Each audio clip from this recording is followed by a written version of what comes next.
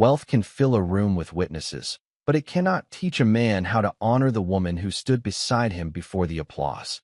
The penthouse hovered above Manhattan like a glass vault, its windows trembling under the soft assault of winter rain and wet snow. Crystal glasses touched near the marble bar with clean, expensive notes, while the deep scent of Bordeaux moved through the room beside white roses, polished oak, and candle wax. Near the fireplace, two fund managers discussed a late-night allocation into distressed real estate, and a foundation advisor whispered about pledge schedules, donor optics, and which family office had quietly pulled support from a restoration wing. Everything had a price. Celeste Whitberry stood near the grand piano in a black evening gown, so simple it made the room's diamonds look nervous. Her posture was calm, her hands still, her eyes thoughtful beneath the gold light, and the small silver key resting at her collarbone looked almost too modest for a house trained to worship shine. Staff moved behind her in soft-soled shoes, adjusting linen, replacing crystal, and checking handwritten place cards as if one misplaced name could disturb the entire social order. She missed nothing. Across the room, Dorian Vale entered with the confidence of a man who had spent years learning how to be admired, his charcoal tuxedo cut perfectly, his smile controlled, his silver cufflinks catching the light each time he lifted his hand. Beside him walked Vivian Ashcroft, blonde, bright, and glittering in a pale champagne gown, one hand resting too comfortably on his arm, a diamond necklace blooming at her throat like a public announcement. Over her shoulders was the couture evening coat Celeste had chosen 3 weeks earlier for the Ellery Foundation Gala, a soft ivory piece with hand-finished beading that Dorian had said would make his wife look unforgettable. Celeste saw it. The sound of crystal touched the silence again, and Vivian laughed at something one of the investors said about legacy funds and the right families, her voice airy enough to seem harmless, sharp enough to be placed like a pin. Dorian did not look embarrassed. He looked relieved, as though replacing his wife with someone more convenient had solved a problem he had been too proud to name. Celeste set her teacup down on its saucer with such care that the smallest sound seemed louder than accusation.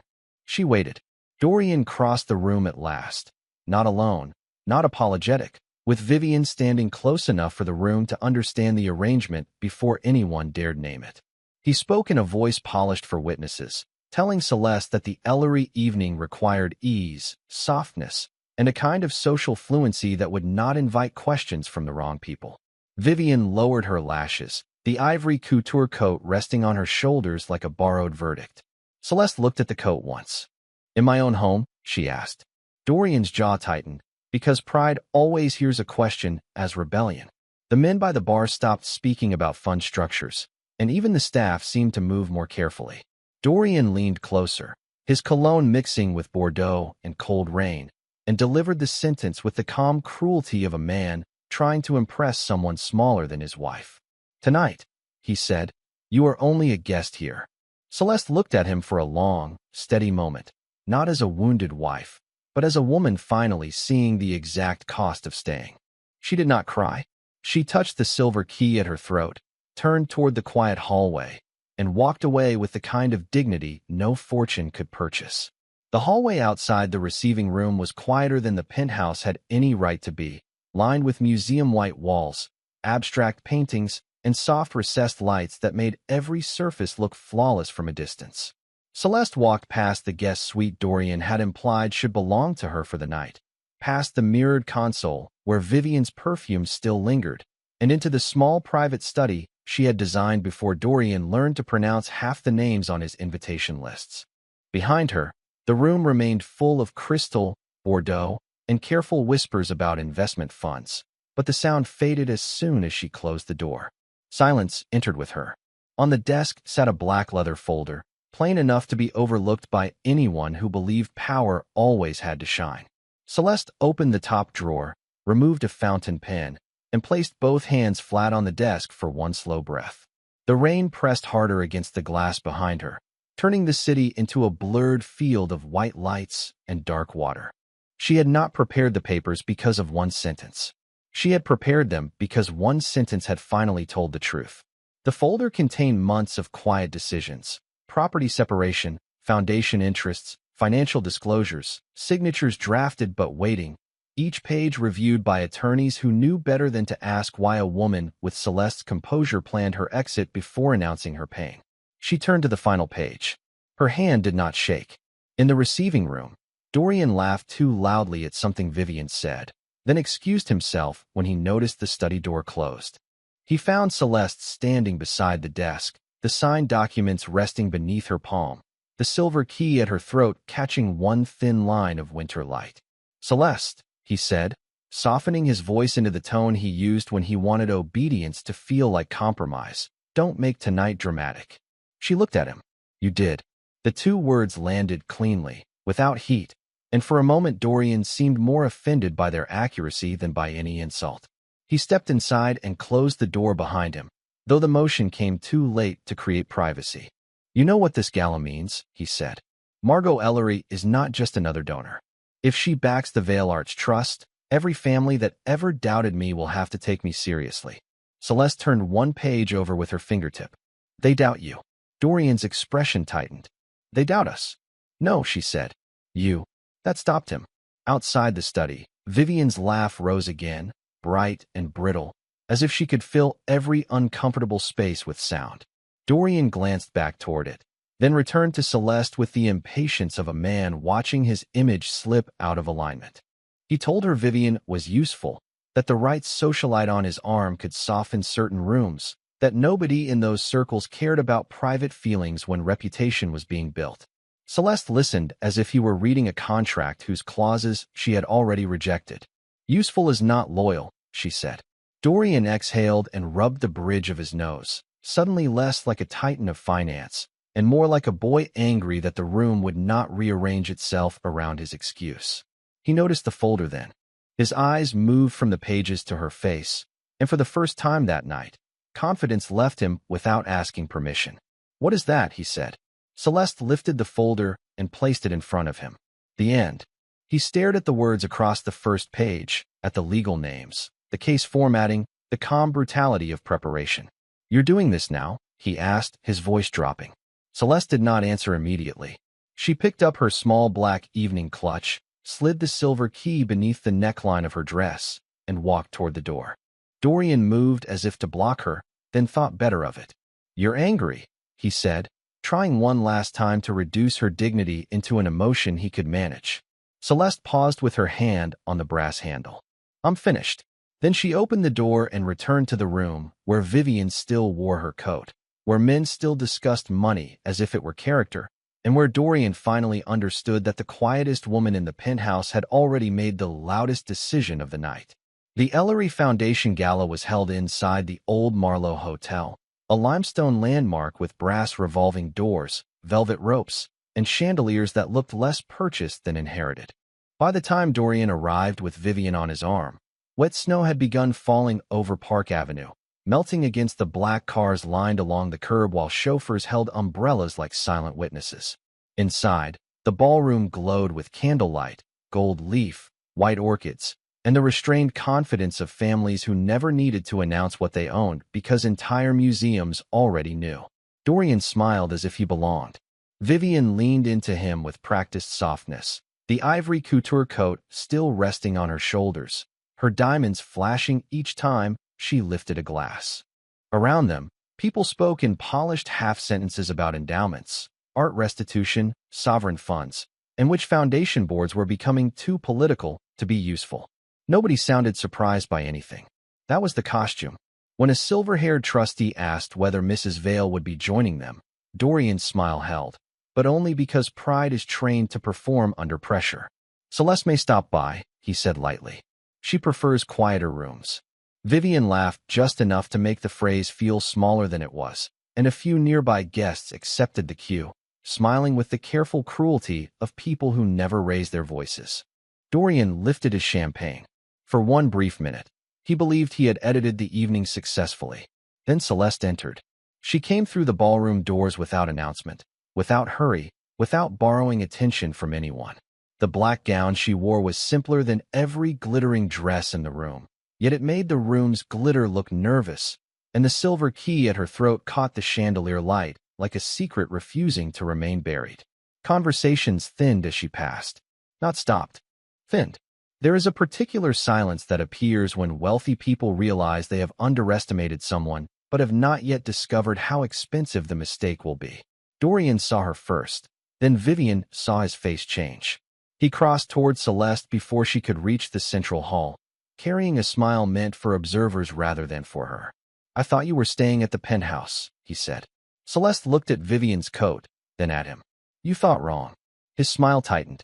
"This is not the place for personal statements." "Then stop making them," she said.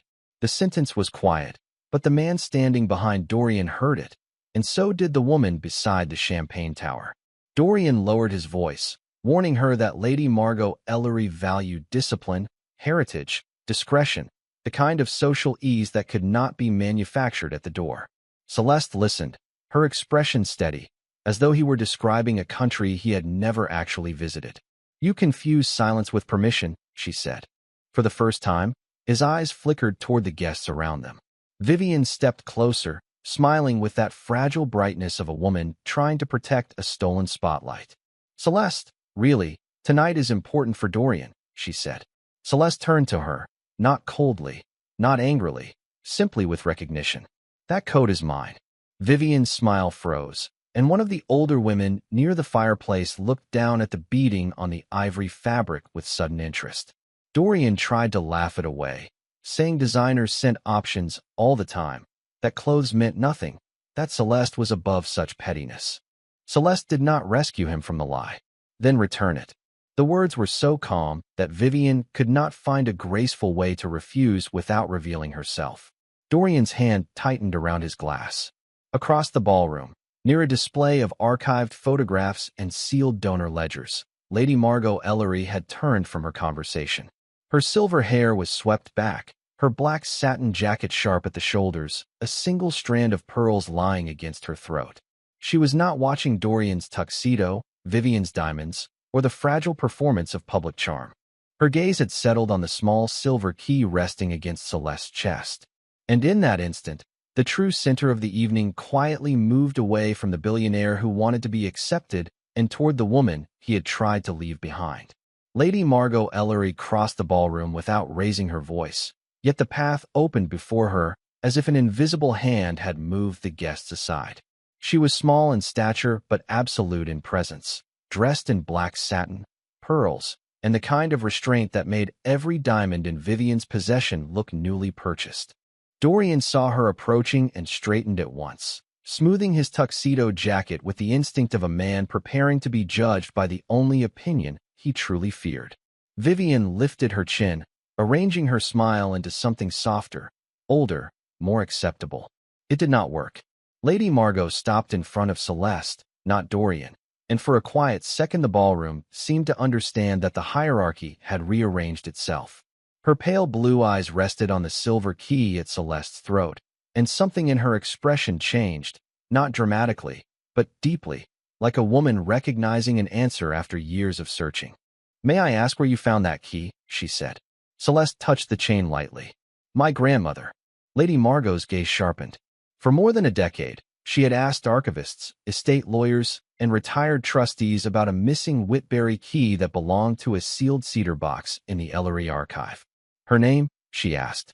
"Evelyn Whitberry."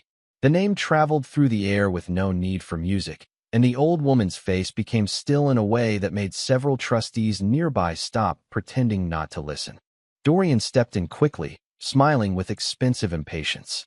"It is a family trinket, Lady Margot. Celeste is sentimental about these things." Celeste looked at him. "You never asked." The sentence was bare, almost gentle, and that made it worse. Dorian's smile faltered, because no defense sounds dignified after the truth has been placed so cleanly on the table. Vivian gave a small laugh, the sound delicate and false, and adjusted the ivory coat on her shoulders as if fabric could restore her importance. "Old keepsakes can be charming," she said, "though sometimes people give them more meaning than they deserve." Lady Margot turned her eyes to Vivian at last. She did not scold her. She did not raise a brow. She merely studied the coat, the diamonds, the hunger beneath the polish, and then looked back at Celeste. Old things are only useless to people who have no history. The silence that followed had weight. A waiter paused with a tray of champagne. A trustee near the donor wall lowered his glass. Vivian's smile remained on her face, but it no longer belonged there. Dorian cleared his throat and tried to recover the evening by mentioning the Vale Arts Trust, his recent acquisition of a private collection, and his hope of supporting the Ellery Foundation's next restoration wing. Lady Margot listened with the patience one gives to a man reciting figures where character was required.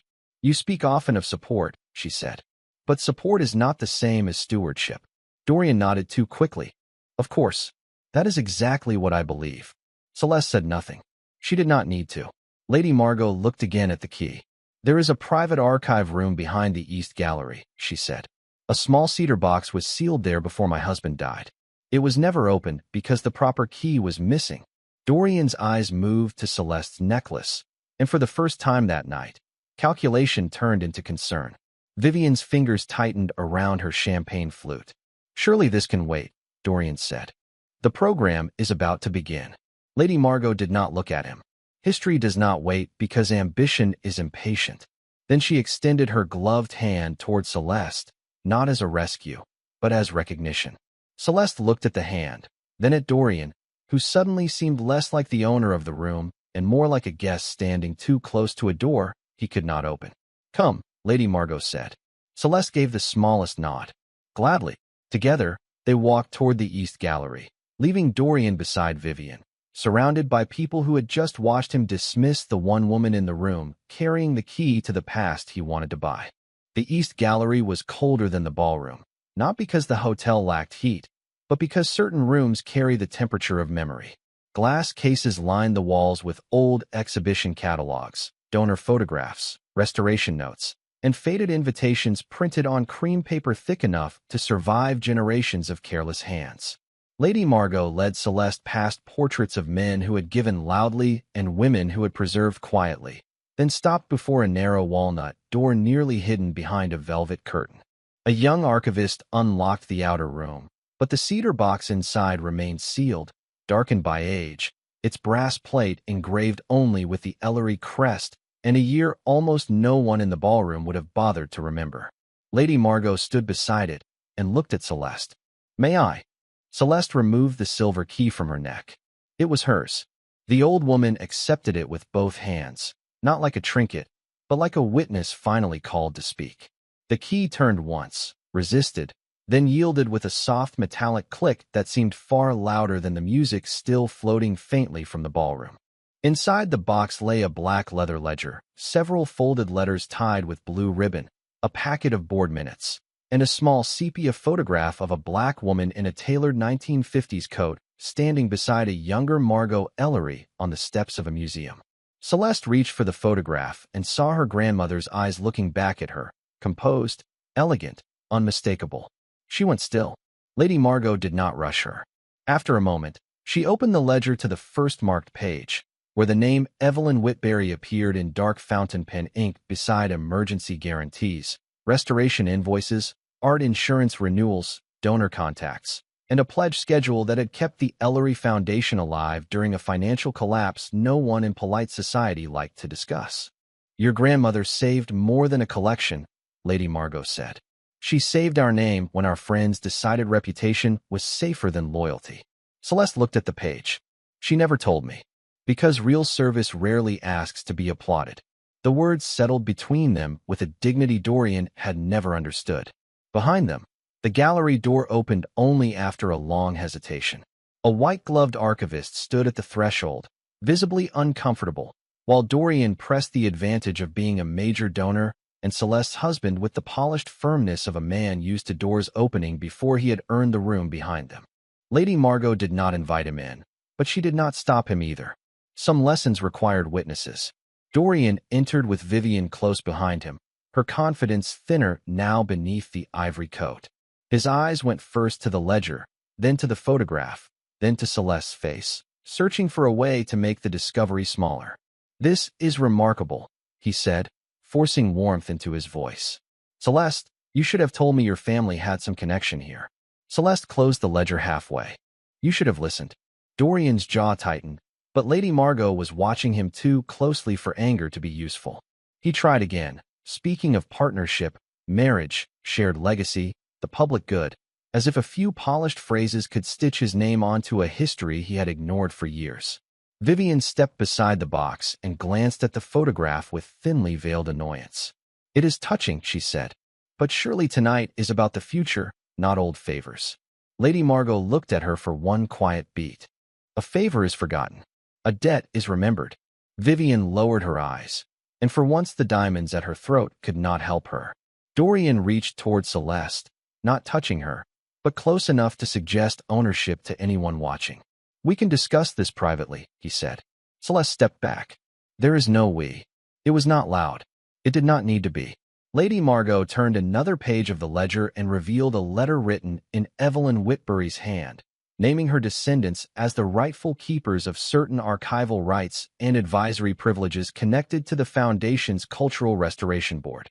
Dorian stared at the signature, then at the key now lying on the velvet cloth, and the shape of the evening changed in his mind.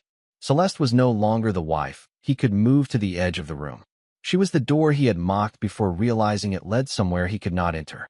Lady Margot closed the ledger with care and handed the silver key back to Celeste. "The ballroom should know whose history it has been standing on."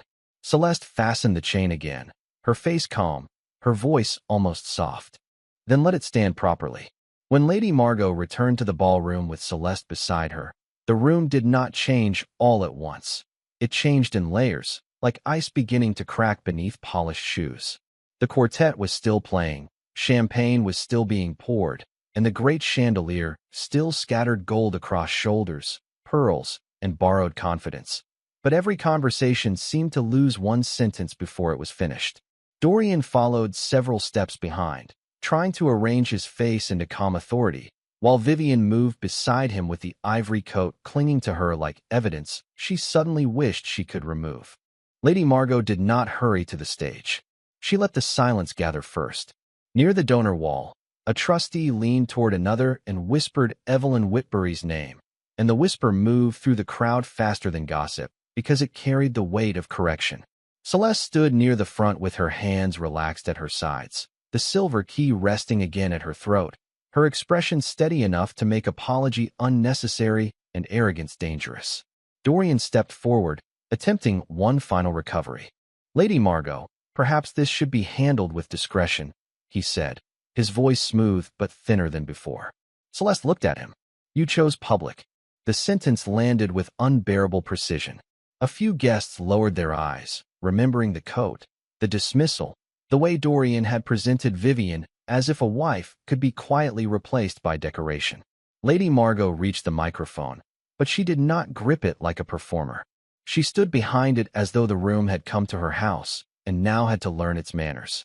"Before we announce tonight's honorary stewardship," she began, "there is a name this foundation has failed to speak with sufficient gratitude." The ballroom stilled completely. Vivian lifted her glass, then seemed to forget why she had done it. Lady Margot spoke of a winter decades earlier, when the Ellery Foundation had been days from losing its archive, its art, and the trust of the communities it claimed to protect. She spoke of donors who vanished, advisors who protected themselves, families who enjoyed the prestige of culture until culture required sacrifice. Then she spoke of Evelyn Whitbury, not as a footnote, not as charity, but as the woman who organized emergency guarantees, protected artists' work, and refused to let a foundation built on public beauty die from private cowardice. A murmur passed through the crowd, softer than applause, sharper than shame. Celeste did not smile. She simply listened, and that restraint made her seem larger than the room that had underestimated her. Lady Margot opened the black leather ledger on a small podium and turned it toward the trustees, letting them see the signature, the transfers, the archival rights, and the advisory privileges tied to the Whitbury line.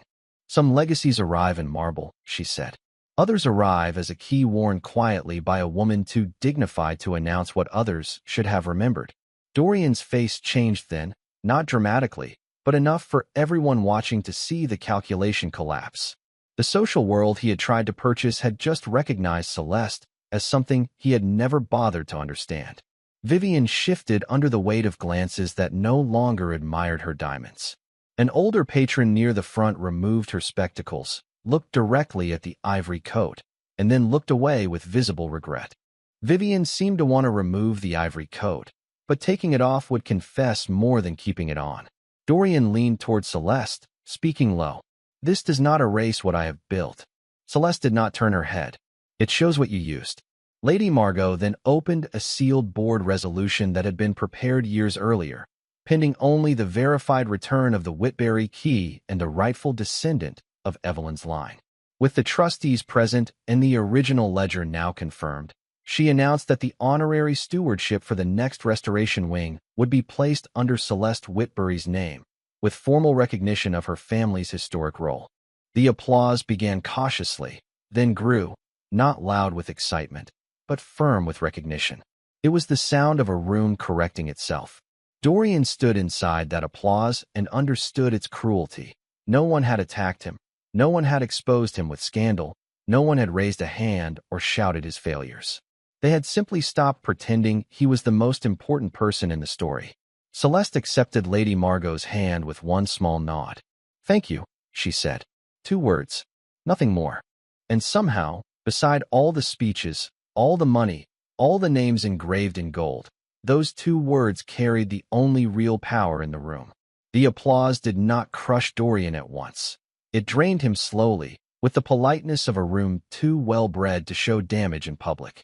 He stood beneath the chandelier in his perfect tuxedo, surrounded by the same trustees, patrons, and investors he had spent years courting, yet their eyes no longer moved toward him first. They moved toward Celeste. Lady Margot's announcement had not ruined him with accusation, and that was what made it unbearable. It had simply placed the truth in better lighting. Dorian had built towers, purchased collections, funded restoration dinners, and flown curators across oceans in private cabins, but the one woman he had reduced to an accessory had carried a legacy older than his ambition. That was the wound. Vivian tried to remain near him, but even her posture had changed, her shoulders tense beneath the ivory coat, her smile fixed in the exhausting way of someone realizing beauty could not translate into belonging. A young trustee passed close enough to offer Dorian a nod, but not close enough for conversation. An older banker who had once sought his opinion on a museum acquisition suddenly became fascinated by a program card. The shift was quiet, precise, and devastating. Dorian leaned toward Celeste as the guests began forming a receiving line around Lady Margot.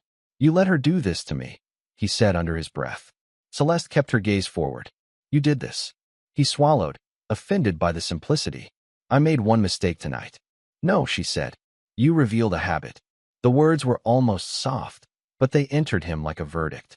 He looked toward Vivian, perhaps expecting loyalty, perhaps needing someone to confirm that he was still the man the room had wanted.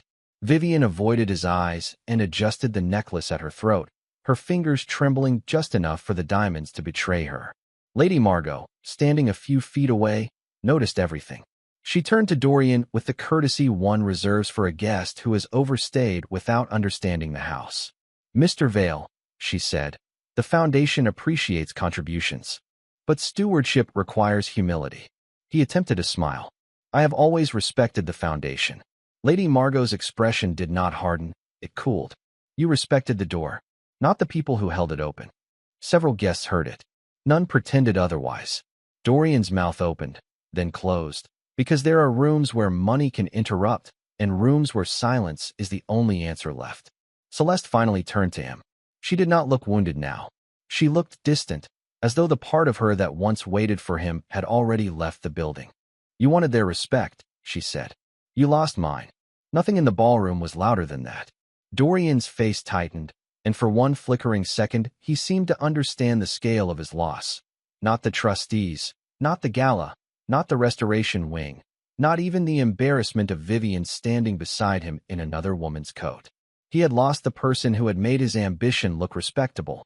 Celeste had softened investor rumors before they hardened into headlines, sat through dinners where men tested his worth with old family names, and remembered the frightened version of him from years before money gave him better lighting.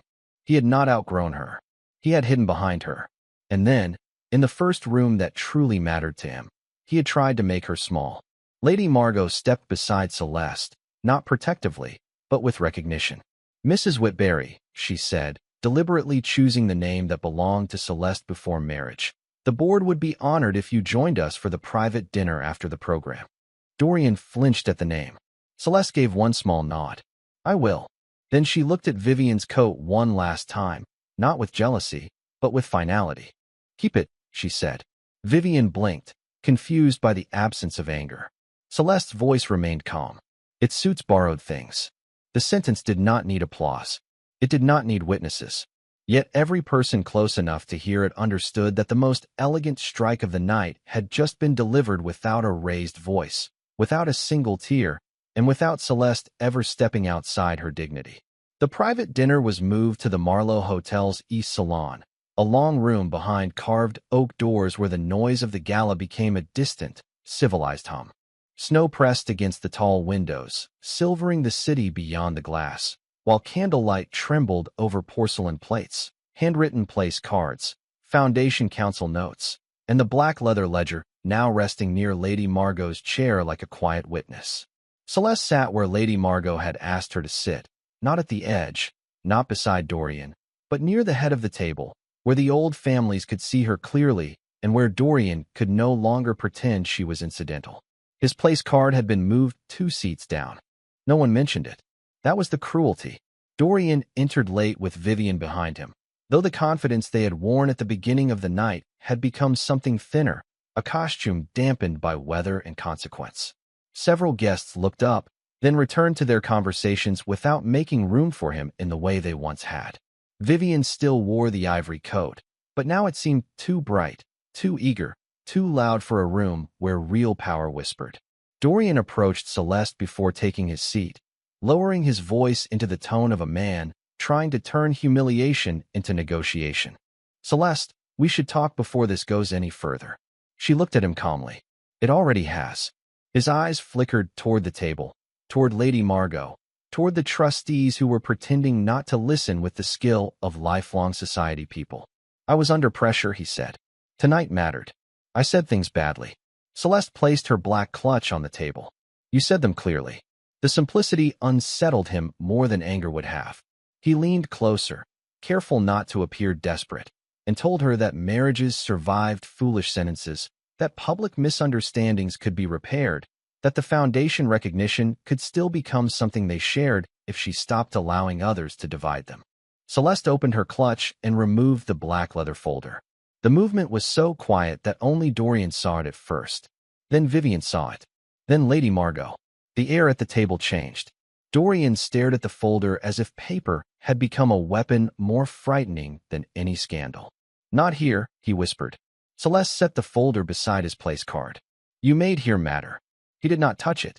His name was printed on the first page, followed by hers, followed by terms written in the clean language of final decisions. Vivian's lips parted slightly, and for the first time that evening, no clever expression arrived to save her. Dorian looked at Celeste with something almost like panic hidden beneath etiquette. You cannot mean this, he said. After everything we built? Celeste's eyes did not move from his. You used what I protected. The correction was small, but it removed the last shelter from his pride. Lady Margot did not interfere. She only folded her gloved hands and allowed the truth to stand on its own. Dorian reached for the folder, then stopped, perhaps realizing that touching it would make the ending physical. I can fix this, he said. Celeste removed her wedding ring, placed it on top of the documents, and slid both toward him with 2 fingers. Not this. The room held its breath with the discipline of people trained never to gasp. Outside, snow brushed the windows in soft, relentless strokes. Dorian looked down at the ring, then at the woman who had once softened every room he entered, every rumor he feared, every failure he had hidden beneath wealth. She was not trembling. She was not pleading. She was not waiting for him to choose her. Celeste stood, smoothing the front of her black gown, the silver key resting against her heart. Dorian rose half a second after her, too late to look like a husband, too uncertain to look like a man in control. Where are you going? He asked. Celeste paused beside the chair Lady Margot had given her. Home. His face tightened. The penthouse is home. She looked at him one last time, gentle and unreachable. Not anymore. Then she turned toward the doors, leaving the ring, the papers, the coat, and the performance behind her, While the most powerful people in the room watched a woman end a marriage without raising her voice and somehow make every chandelier seem less bright than her dignity. Celeste had nearly reached the carved oak doors when Dorian's voice followed her across the east salon. Lower now, stripped of performance, stripped of the polished confidence he had worn like a second skin. Celeste, he said, and for the first time that night, her name did not sound like something he owned. The room remained still. Lady Margot did not turn away, Vivian did not move, and the trustees sat beneath the candlelight as silent witnesses to the final cost of arrogance. Dorian stepped toward Celeste with the folder in one hand and her wedding ring in the other, but both looked wrong on him now, as if the symbols of a marriage had become evidence in a case he had already lost. I was wrong, he said, the words rough with the effort of arriving too late. I thought I had to prove myself to them. I thought the right house, the right woman beside me, and the right image would make them see me as one of them. Celeste turned slowly. Her face held no triumph, no cruelty, no hunger to watch him collapse. That was what made her dignity impossible to defeat. Dorian looked at the silver key at her throat, then at Lady Margot, then back at Celeste, and the truth settled over him with a weight no fortune could negotiate away. He had spent years trying to buy a doorway into a world his wife had quietly carried in her blood, her discipline, and her history. He had mistaken glitter for legacy. He had mistaken silence for weakness.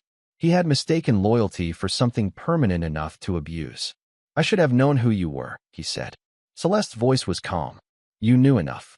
The sentence struck harder than accusation because it left him no place to hide. He had known her patience, her intelligence, the way she protected his name when investors doubted him, the way she sat beside him through quiet failures no gala guest had ever heard about. He had known the woman. He had simply chosen the room. Vivian lowered her gaze, finally understanding that she had not taken a wife's place. She had only stood in the empty space a foolish man had created. Dorian's hand tightened around the ring. Can we start again? He asked, and there was something almost human in his face now, something wounded and small beneath the tuxedo. But Celeste had already crossed the invisible line between pain and freedom. She looked at the papers in his hand, then at the place card where her married name had been printed beside his, then at the black leather ledger that carried the Whitberry name without needing his permission. No, she said. One word. Final. He swallowed. Please, don't leave like this. Celeste took one step closer, not to comfort him, not to soften the ending, but to give him the truth with the courtesy he had denied her. The whole room seemed to lean into the silence. Then she delivered the sentence that ended not only the marriage, but the illusion he had built around himself. You called me a guest in a house my dignity made respectable. Now watch me leave with the legacy your money could never enter. Dorian went still. No one spoke. The ring in his hand no longer looked like a promise. It looked like a receipt for everything he had failed to value. Celeste turned and walked out through the oak doors, her black gown moving quietly behind her, the silver key resting against her heart, her steps steady across the marble corridor while snow continued to fall beyond the hotel windows. In the months that followed, Dorian learned what delayed regret feels like when it arrives with no audience to impress. The invitations slowed, the calls became formal, and the circles he had worshipped received him politely, but no longer warmly. Vivian drifted away from him once his reflection no longer made her shine. Celeste never returned to the penthouse. When Dorian offered his private jet from Teterboro the next morning, wrapped in apology and convenience, Celeste declined without a speech. She left in a black town car arranged by Lady Margot's office, because freedom did not need leather seats, a flight attendant in white gloves, or his name on the manifest. She built the Whitberry Legacy Initiative from a restored brownstone with tall windows, archival reading rooms, a legal clinic for women protecting family property, and a fellowship fund for Black women in art, finance, preservation, and education.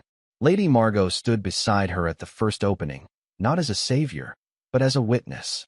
On the main wall hung the photograph of Evelyn Whitberry, dignified and unsmiling, beside the ledger that had corrected an entire room. Celeste stood beneath it in a cream suit, the silver key still at her throat, no longer a wife waiting to be seen, but the founder of a legacy that gave other women keys to rooms they had been taught to enter quietly. Her ending was not revenge. It was restoration. This story is a fictional narrative created for entertainment, reflection, and educational purposes. Any resemblance to real people, places, or events is purely coincidental.